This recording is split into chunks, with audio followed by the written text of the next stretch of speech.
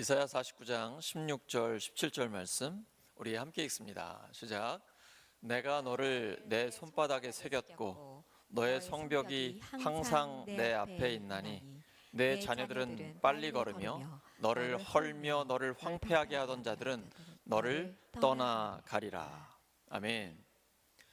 손바닥에 새긴 하나님의 사랑, 손바닥에 새긴 하나님의 사랑이라는 제목으로 하나님 말씀 전하겠습니다. 오늘 본문을 새 번역에서는 이렇게 번역했습니다. 보아라 예루살렘아, 내가 내 이름을 내 손바닥에 새겼고 내 성벽을 늘 지켜보고 있다. 너를 건축할 사람들이 곧 올 것이니 너를 파괴하는 사람과 황폐하게 하는 사람이 너를 곧 떠날 것이다. 나라를 잃고 바벨론의 포로로 잡혀와 있는 이스라엘 백성들을 위한 위로의 말씀입니다. 우리가 세계사 공부할 때 바벨론 유수라는 그 어휘를 공부한 적이 있죠. 바로 그 역사 속에 있는 하나님의 말씀입니다. 하나님께서 예루살렘 성읍을 재건하시겠다는 확실한 약속입니다. 그리고 그 약속은 이루어졌습니다. 하나님을 믿고 기다리는 사람은 수치를 당하지 않습니다. 하나님은 막연한 위로, 그냥 다 잘 될 거야, 이게 아니고요, 성취되는 약속에 근거한 위로를 주십니다. 신앙생활은 막연한 낙관이 아니고 하나님의 약속에 근거한 확신입니다. 이스라엘 백성은 하나님 앞에 죄를 지어 심판을 받았고 나라가 망했습니다.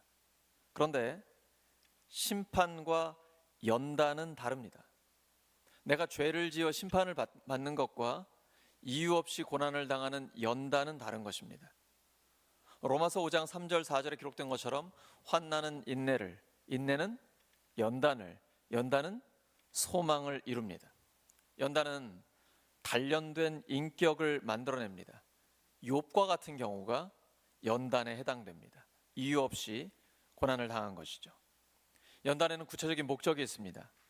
순금 같은 믿음을 만들어내는 것입니다. 불순물 없애버리고 하나님 앞에 순수한 신앙을 갖게 하는 것, 이것이 연단의 목적입니다. 그래서 하나님의 영광만을 위해 살게 하십니다. 하지만 욥은 이유 없이 고난을 당할 때에 하나님께 버림받은 것은 아닌지 혼란스러웠습니다. 그는 하나님이 인정하시는 하나님 앞에 정직하고 온전하고 하나님을 경외하고 악에서 떠난 사람입니다. 그런데 이유 없이 갑자기 사건 사고를 당해서 그 큰 재산을 다 잃어버리고 10명의 자녀들이 죽었습니다. 심지어 자기의 건강까지 잃어버려서 머리끝부터 발끝까지 종기가 났어요. 너무 가려우니까 기와장으로 굵습니다. 그는 하나님께 버림받았다, 이 혼란 속에 막 있는 거예요. 그가 이렇게 이야기를 합니다. 욥기 9장 22절이에요. 그러므로 나는 말하기를 하나님이 온전한 자나 악한 자나 멸망시키신다 하나니. 지금 자기는 온전하게 살았는데 갑자기 이런 큰 고난을 당하니까요. 욥기 23장 3절과 8절 9절입니다. 내가 어찌하면 하나님을 발견하고 그의 처소에 나아가랴. 하나님을 발견하고 싶다는 거죠. 그런데 내가 앞으로 가도 그가 아니 계시고 뒤로 가도 보이지 아니하며 그가 왼쪽에서 일하시나 내가 만날 수 없고 그가 오른쪽으로 돌이키시나 배울 수 없구나. 하나님이 안 보인다는 거예요. 왜 이러실까요? 우리 안에는 생각보다 많은 찌꺼기들이 숨어 있습니다. 평소에는 모릅니다. 고난의 용광로 가운데 들어가 보면 숨어 있던 것들이 드러나게 됩니다. 이 불순물들이 빠지고 나면 순수한 믿음이 됩니다. 이런 연단을 받기 전에는 불량품으로 대충 쓰입니다. 하지만 연단을 통과하고 나면 정품이 됩니다. 우리 왜 자동차 수리할 때 불량품이 있고 순정 부품이 있죠. 연단을 받고 나면 하나님 앞에 정품이 됩니다. 어디에나 쓰임받게 됩니다. 그때부터 용도가 달라지고 쓰임받는 폭이 확 넓어집니다. 욥기 1장 8절입니다. 여호와께서 사탄에게 이르시되 내가 내 종 욥을 주의하여 보았느냐? 그와 같이 온전하고 정직하여 하나님을 경외하며 악에서 떠난 자는 세상에 없느니라. 욥이 죄를 지어서 심판받는 게 아닙니다. 지금 연단받는 거예요. 욥은 하나님이 인정하시는 사람이에요.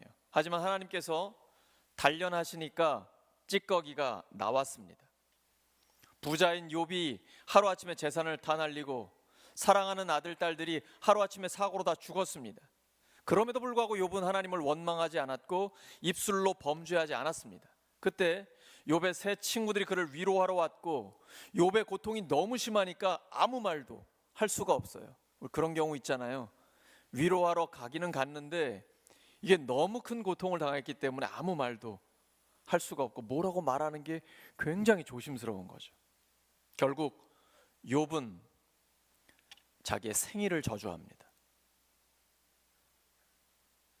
태어난 것 자체가 원망스러운 거죠. 욥기 3장 26절입니다. 나에게는 평온도 없고 안일도 없고 휴식도 없고 다만 불안만이 있구나. 욥기 10장 1절입니다. 내 영혼이 살기에 곤비하니 내 불평을 토로하고 내 마음이 괴로운 대로 말하리라. 정말 완벽해 보였던 욥이 연단을 당하자 이제 불순물이 나오기 시작합니다. 위로하러 온 욥의 친구들은 인과응보 사상을 이야기합니다. 죄를 지었기 때문에 심판을 받는다는 것이죠. 네가 지금 뭔가 죄를 지었다, 그러니까 하나님 앞에 벌 받는 거야, 이렇게 이야기합니다. 이에 대해 욥은 동의할 수 없었습니다. 나는 이유 없이 고난을 당하고 있다는 것이죠. 친구들은 욥에게 전혀 위로가 되지 못했고 오히려 마음에 괴로움을 더해 주었습니다. 그런데 반전이 일어납니다. 욥이 연단을 받아들이기 시작합니다. 우리가 너무나 사랑하는 말씀, 욥기 23장 10절이죠. 내가 가는 길을 그가 아시나니 그가 나를 단련하신 후에는 내가 순금같이 되어 나오리라. 그리고 하나님의 말씀이 들립니다. 이제 욥기 후반부에 가면 하나님이 직접 말씀하십니다. 내가 이 온 우주를 창조할 때 너 어디 있었느냐? 네가 알고는 있느냐? 이러면서 하나님이 계속 말씀을 주세요. 하나님의 말씀을 듣고 욥은 자기 주장을 거두어드리고 회개합니다. 욥기 42장 5절과 6절입니다. 내가 주께 대하여 귀로 듣기만 하였사오나 이제는 눈으로 주를 배옵나이다. 그러므로 내가 스스로 거두어드리고 내 주장을 거두어드리고 티끌과 제 가운데에서 회개하나이다. 드디어 욥에게 연단이 끝나게 됩니다.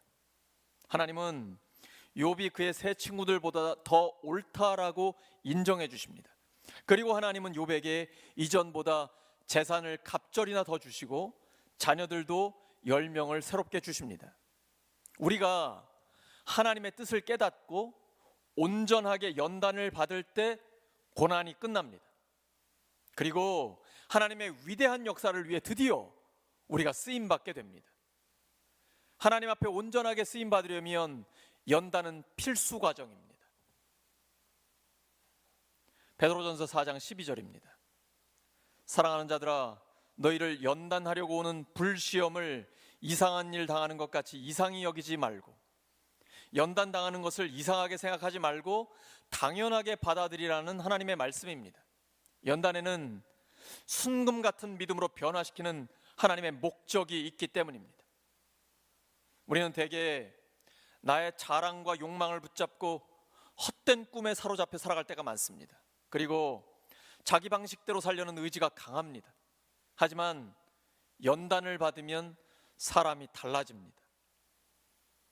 하나님의 연단을 통과하고 나면 그 고집스럽고 자아중심으로 살던 삶의 방향이 바뀌기 시작합니다. 하나님께 순종하는 자세로 돌아서게 됩니다. 강팍하고 거칠었던 사람이 온유해지고 마치 속이 없는 사람처럼 아주 순수하고 단순해집니다. 자기 고집을 피우지 않고 하나님의 선하신 뜻으로 방향을 바꿉니다. 시편 105편 17절에서 19절입니다.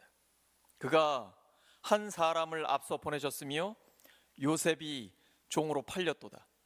그의 발은 착고를 차고 그의 몸은 쇠사슬에 매였으니 곧 여호와의 말씀이 응할 때까지라. 그의 말씀이 그를 단련하였도다.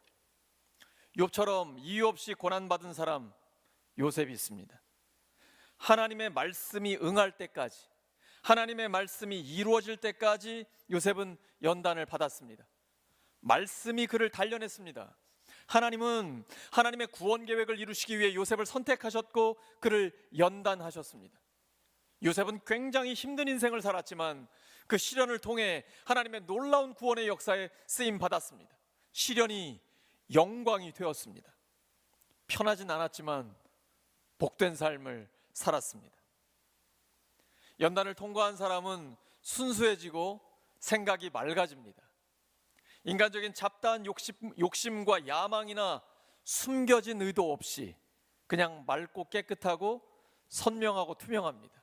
우리 정치를 보면, 세상 직장 생활이나 사람들과 관계에다 보면 항상 복잡하게 생각을 하게 되죠. 이 사람이 뭔가 말을 했는데 의도가 뭘까? 그냥 순수하게 받아들이기가 참 어렵죠. 숨겨진 뭔가 의도가 있을 것 같아요. 뭔가 뼈가 있을 것 같아요. 뭐 그런 생각을 하잖아요. 그런데 연단을 받고 나면 순수해집니다. 그냥 맑고 깨끗하고 선명하고 투명합니다. 누가 어디에서 어느 각도로 봐도 순전한 사람이 됩니다. 그것은 모든 가지치기가 다 끝나고 하나님을 향한 거룩한 목표가 정확하게 세워졌기 때문입니다. 그거 말고는 다른 데 관심이 없습니다. 어떤 일이 일어나든 상관이 없습니다. 바로 여기서 인생의 능력이 생깁니다. 멋진 인생이 되는 것입니다. 인생의 관역을 정확하게 마치게 됩니다. 목적이 이끄는 삶. 하나님이 내 삶에 주신 목적, 분명한 그 목적을 확인했고 그 목적을 향해 달리고 또 달리는 것입니다. 하나님의 거룩한 목적 안에서 아픔을 경험하게 됩니다. 이건 상처로 남는 게 아니라 사명으로 바뀝니다. 아픔이 깊을수록 사명은 크고 시련이 클수록 하나님의 부르심은 더 강력합니다. 연단은 하나님의 목적을 위해 온전히 쓰임받기 위해서 반드시 거쳐야 하는 과정입니다. 지금은 하늘나라에 계신 저희 어머니께서는 연단을 참 많이 당하셨습니다. 노량진 수산시장에서 오랫동안 장사를 하셨어요. 제가 어머니 손을 이렇게 잡아보면 남자 손보다 더 두껍고 거칠고 단단했습니다. 그것은 최선을 다해 두 아들을 키우신 사랑의 흔적이었습니다. 하나님은 우리를 사랑하셔서 하나님의 손바닥에 우리를 새기셨습니다.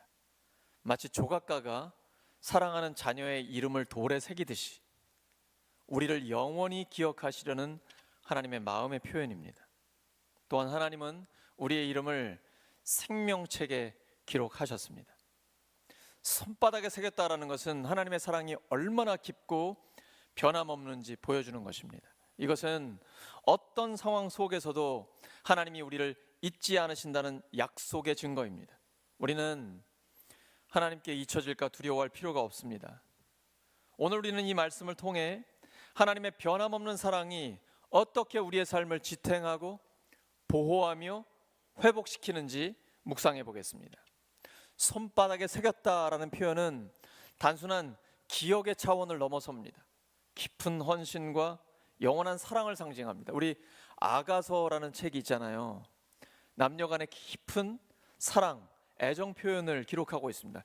그냥 의미를 잘 모르고 읽으면 낯뜨거워질 수 있는 표현들이 많이 있습니다. 근데 그 핵심은 사랑은 죽음같이 강하고입니다. 예수님의 십자가의 사랑을 가리키고 있는 것입니다. 하나님의 손바닥에 새겨진 우리의 이름은 결코 지워지지 않습니다. 하나님은 당신의 백성을 잊지 않겠다고 약속하셨고 그 증거로 우리의 이름을 하나님의 손바닥에 새기셨습니다. 반면에 인간의 사랑은 종종 변합니다. 올해는 결혼식이 많습니다. 주례도 맡았고 그래서 하나님의 말씀을 전합니다. 결혼을 앞둔 신혼부부들 굉장히 사랑이 뜨겁습니다. 눈빛이 달라요. 배우자를 보는 그 눈빛이 반짝반짝하고요. 그냥 뭐 표정 하나만 바뀌어도 바로 순종합니다. 사랑은 변합니다. 감정에 따라 흔들릴 때가 많습니다. 하지만 하나님의 사랑은 결코 변하지 않습니다. 말라기 3장 6절입니다. 나 여호와는 변하지 아니하나니 그러므로 야곱의 자손들아 너희가 소멸되지 아니하느니라. 하나님의 사랑은 조건적이지 않습니다. 우리의 행위에 따라 달라지지 않습니다.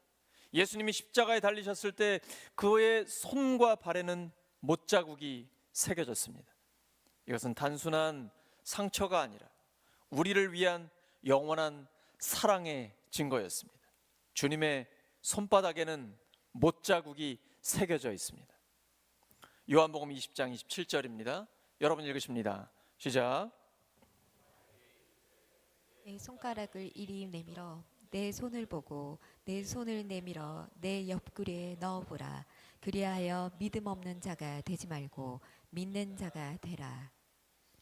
하나님께서 우리의 이름을 손바닥에 새기셨다라는 것은 바로 이 예수 그리스도의 희생을 통하여 완성된 사랑을 가리킵니다. 그러므로 하나님의 사랑이 의심스럽거나 내가 하나님께 잊혀졌다라는 마음이 들 때 그리스도의 십자가를 바라보시기 바랍니다.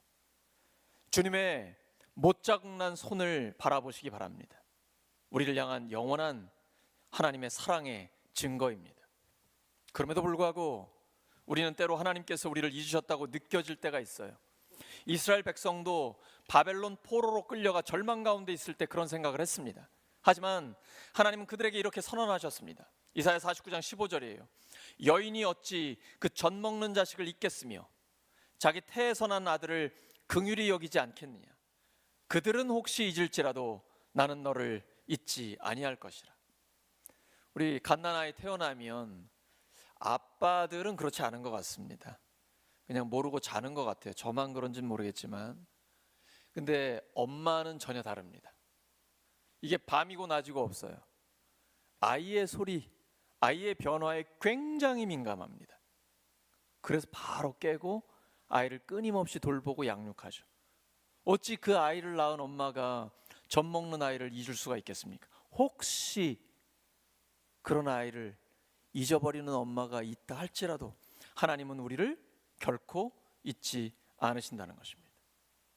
우리의 삶이 고난과 어려움 속에 있을지라도 하나님의 사랑과 약속은 여전히 우리 곁에 있습니다. 하나님은 손바닥에 새겨진 우리의 이름을 기억하십니다. 하나님을 신뢰하시기 바랍니다. 그러나 우리는 여전히 하나님이 나를 잊으신 것 아닌가 이런 느낌이 들 때가 있어요. 세상에서 가장 비참한 것이 있다면 버림받은 것과 잊혀진 것이 아닐까요? 사람에게 버림받고 잊혀지면 굉장히 큰 상처를 받게 됩니다. 화가 나기도 하고 그리고 슬퍼집니다. 서운해요. 우리 삶에 찾아오는 가장 큰 어려움 중에 하나는 고립감입니다. 소외감과 외로움이 심해지면 우울증에 걸릴 수 있습니다. 인간은 본능적으로 소속감과 친밀감을 갖기 원합니다. 어디인가 소속되어 있다는 것은 안정감을 줍니다. 누군가 내 곁에 있다는 것은 정말 큰 위안이 됩니다. 우울증도 극복할 수 있습니다. 그런데 고립감 중에서도 가장 큰 고통을 주는 것은 하나님이 나를 잊으셨다라는 느낌입니다. 이스라엘 백성에게 이 고통은 포로 생활보다 더 큰 고통이었습니다. 이스라엘은 오랫동안 버려졌다고 생각했습니다. 버림받은 감정을 가지고 살아가는 사람들은 자기 자신을 사랑하지 못합니다. 왜냐하면 내가 무가치해서 버림받았다라고 생각하기 때문입니다. 그래서 스스로를 가치 없게 여기고 사랑하지 못합니다. 자신의 삶을 방치합니다. 아무렇게나 삽니다. 그러면 점점 더 자존감이 무너지고 살고 싶지 않은 생각까지 듭니다. 버림받고 잊혀진 고와 같은 마음에는 어두운 감정들이 생깁니다. 그 어두운 감정들 중에 하나는 사람을 잘 믿지 못하는 것입니다. 스스로 높은 벽을 세우고 사람들을 끊임없이 의심하고 믿지 못합니다. 의심하기 때문에 마음을 깊이 주고받지 못합니다. 또 다시 버림받을지 모른다는 두려움 때문에 아무한테도 마음을 주지 못하고 친밀한 관계를 맺지 못합니다. 사랑을 받아본 사람이 사랑할 줄 압니다. 사랑을 받아본 경험이 없는 사람은 사랑하는 사람이 생겨도 사랑을 표현할 줄 모릅니다. 사랑을 어떻게 표현하는지 본 적이 없기 때문에 할 수가 없는 것입니다. 따뜻한 사랑을 받아본 경험이 없는 사람들은 감정 표현이 굉장히 서툴러요. 좋아도 좋다고 말을 못합니다. 그래서 차갑고 엄격한 부모 밑에서 자란 사람들은 고아의 심정과 같은 감정을 갖고 있습니다. 이 율법주의적 신앙을 가지면 그 가정도 그럴 수가 있어요. 부모와 함께 살고 있지만 부모로부터 진정으로 마음이 오고 가는 사랑의 관계를 경험해 본 적이 없기 때문이에요. 그래서 그 안에 어두운 감정들이 자리 잡는 것입니다. 이런 사람들은 인간관계가 순탄하지 못합니다.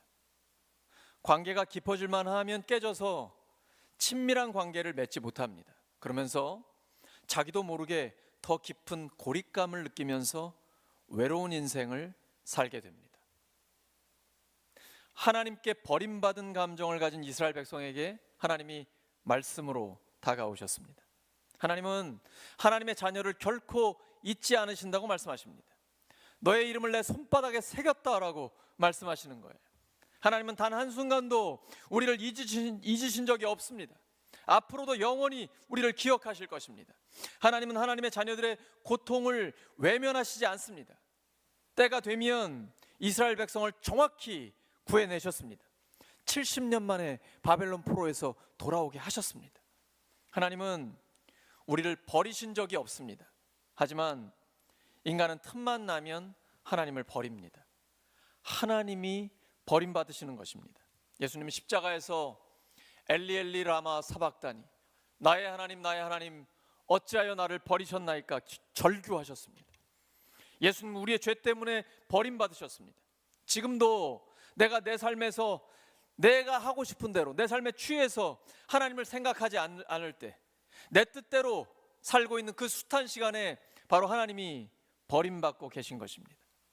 그럼에도 불구하고 하나님은 한 번도 우리를 잊지 않으십니다. 그러므로 우리는 하나님의 사랑을 의심하지 말아야 합니다. 그러나 사탄은 끊임없이 하나님의 사랑을 의심하게 만듭니다. 의심이 가장 무서운 병입니다. 하나님의 약속을 의심하기 때문에 신앙이 송두리째 흔들립니다. 신학을 해도 소용없습니다. 신학을 하다가도 하나님의 사랑에 대한 의심이 생기잖아요. 훨씬 더 심하게 흔들립니다. 그래서 제 동기들 80명이었는데 지금 목회하는 사람 얼마 안 됩니다. 이러한 의심을 예수 그리스도의 이름으로 물리치고 성경을 묵상하면서 하나님의 마음을 읽을 수 있어야 합니다. 요한일서 4장 7절입니다. 사랑하는 자들아, 우리가 서로 사랑하자. 사랑은 하나님께 속한 것이니 사랑하는 자마다 하나님으로부터 나서 하나님을 알고, 사랑은 하나님께 속한 것입니다. 사랑 빼면 아무것도 없는 겁니다. 신앙생활을 하는데 사랑이 없다, 아무것도 없는 거예요. 교회에, 목장에, 가정에 사랑이 없다, 헛거예요. 사랑이 있다, 모든 게 있는 거예요. 하나님의 사랑을 의심하면 갈 곳이 없습니다. 하나님의 사랑을 의심하는 순간에 영적인 위기가 찾아옵니다. 특히 어려움과 고난이 깊어질 때 사람들은 하나님의 사랑을 의심합니다. 마귀가 이때 놓치지 않고 이렇게 속삭입니다. 네가 이렇게 힘든데 하나님이 어디 계시냐?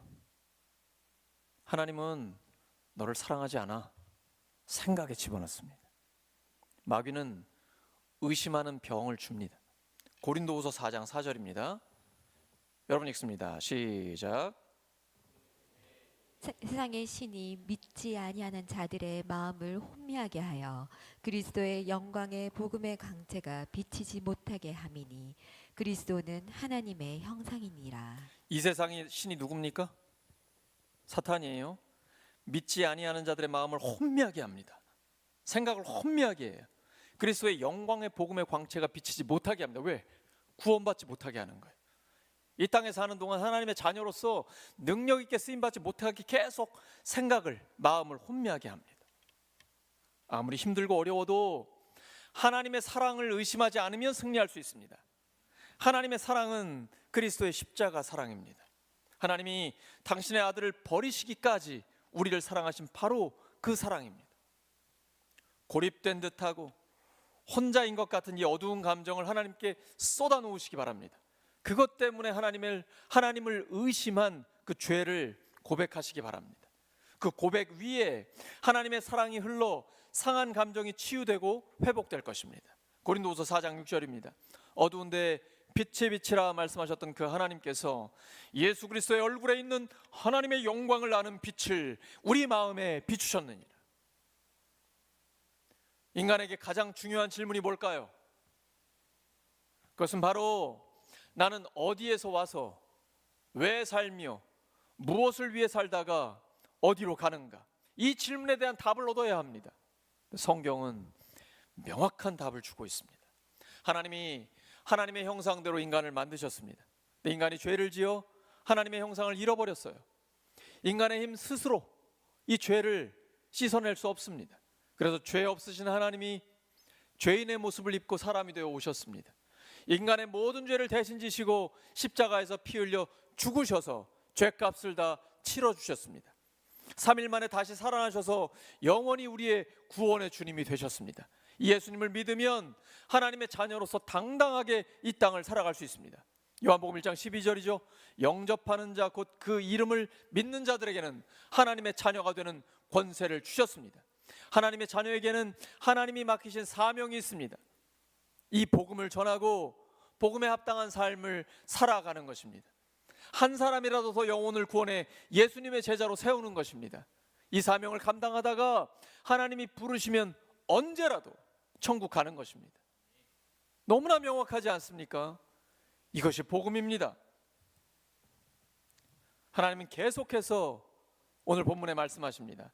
너의 성벽이 항상 내 앞에 있다. 하나님께서 예루살렘 성벽을 지켜보고 계신다는 겁니다. 고대 사회에서 성벽은 보호, 안정을 가리키고 있는 것입니다. 하나님은 우리를 보호하신다는 것입니다. 늘 함께 하신다고 약속하셨습니다. 부활하신 주님께서 볼지어다 내가 세상 끝날까지 너희와 항상 함께 있으리라 약속해 주셨어요. 이 하나님의 말씀은 이스라엘 백성에게 큰 위로와 소망이 됐습니다.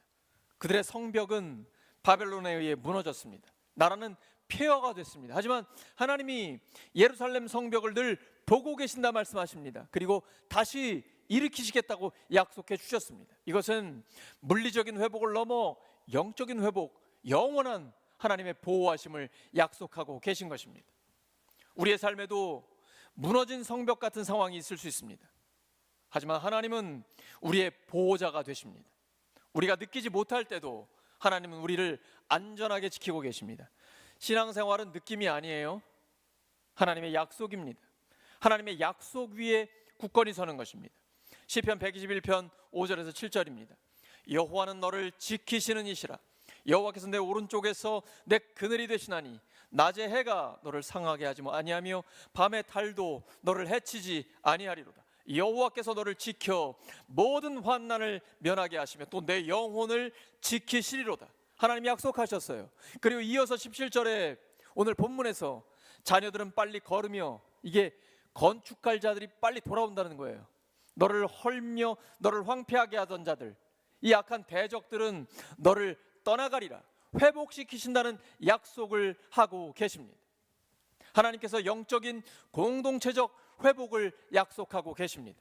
하나님은 우리의 인생에서 잃어버린 것들을 온전하게 회복시키시는 분이십니다. 우리의 관계, 마음, 믿음이 파괴됐다고 느낄 때 하나님은 그것을 새롭게 하십니다. 에스겔 37장에 마른 뼈들이 아주 하얗게 골짜기에 있습니다. 근데 하나님께서 성령의 역사로 생기를 넣자 마른 뼈들이 일어나 맞추어지고 살과 근육이 붙고 큰 군대가 됩니다. 하나님의 사랑은 죽음도 이길 수 있는 회복의 능력을 갖고 있습니다. 이것이 예수님의 십자가와 부활의 복음입니다. 인류를 죄와 죽음으로부터 해방시켜 주셨습니다. 우리의 삶 속에서 절망적인 상황을 만날 때 하나님께서 회복시키실 것을 믿고 기도하면 됩니다. 그러면 하나님은 반드시 돌아오게 하시고 다시 세워주십니다. 우리는 삶의 위기 속에서도 하나님을 신뢰할 수 있습니다. 우리의 상황이 흔들릴지라도 하나님의 사랑과 보호는 변함이 없기 때문입니다. 지금 이스라엘 백성들은 하나님께 버림받았다고 느끼고 있습니다. 하지만 하나님은 그들을 결코 잊지 않으셨고 반드시 회복시키실 것을 약속하십니다. 하나님의 사랑은 회복을 이루시는 사랑입니다. 그럼에도 불구하고 사람들은 때때로 외로움을 느낍니다. 심지어 하나님께서 나를 잊으신 것 같은 그런 순간이 찾아올 때가 종종 있어요. 하지만 하나님은 우리를 잊지 않고 회복시키십니다. 예레미야 29장 11절이에요. 여호와의 말씀이니라 너희를 향한 나의 생각을 내가 아나니 평안이요 재앙이 아니니라. 너희에게 미래와 희망을 주는 것이니라. 이스라엘이 바벨론에서 돌아왔던 것처럼 우리의 삶에도 하나님은 회복의 계획을 갖고 계십니다. 회복을 반드시 이루십니다. 우리가 아무리 어려운 상황 속에 있다 할지라도 하나님의 이 약속을 붙잡아야 합니다. 그분의 사랑은 우리를 결국 회복의 길로 인도하십니다. 사랑하는 우리 울산교회 성도 여러분, 조각가가 사랑하는 자녀의 이름을 돌에 새기듯이 하나님은 우리의 이름을 하나님의 손바닥에 새기셨습니다. 우리를 기억하십니다. 영원히 잊지 않으십니다. 하나님은 우리를 보호하십니다. 우리를 회복시켜 주십니다. 하나님의 이 사랑은 변하지 않고 우리의 연약함에도 불구하고 계속됩니다. 하나님은 우리가 그 사랑 안에서 새로운 소망을 품기를 바라십니다. 손바닥에 새긴 하나님의 사랑을 끊임없이 경험하는 우리 모두가 되기를 예수 그리스도의 이름으로 축원합니다. 말씀을 기억하면서 함께 합심하여 기도합니다. 하나님께서는 우리의 이름을 손바닥에 새기셨습니다. 영원히 기억하시고 우리를 보호하시고 회복시켜 주십니다. 손바닥에 새긴 하나님의 사랑 계속해서 경험하게 하여 주시옵소서. 하나님 아버지, 하나님의 말씀대로 저희들의 삶에서 하나님의 사랑을 지속적으로 경험케 하여 주시옵소서. 하나님 아버지, 주님의 손바닥에 새겨진 사랑, 못장난 그리스도의 십자가의 손을 기억합니다. 우리의 모든 죄를 사하시고 하나님 앞에 의롭다함을 허락하여 주신 영원한 하나님의 사랑, 그 사랑을 기억하며 오늘도 하나님만 바라봅니다. 하나님의 영원한 사랑, 보호하심, 회복하심, 이 은혜 안에 머물게 하여 주시옵소서. 이 약속이 우리에게 온전한 평강이 되게 하여 주시옵소서.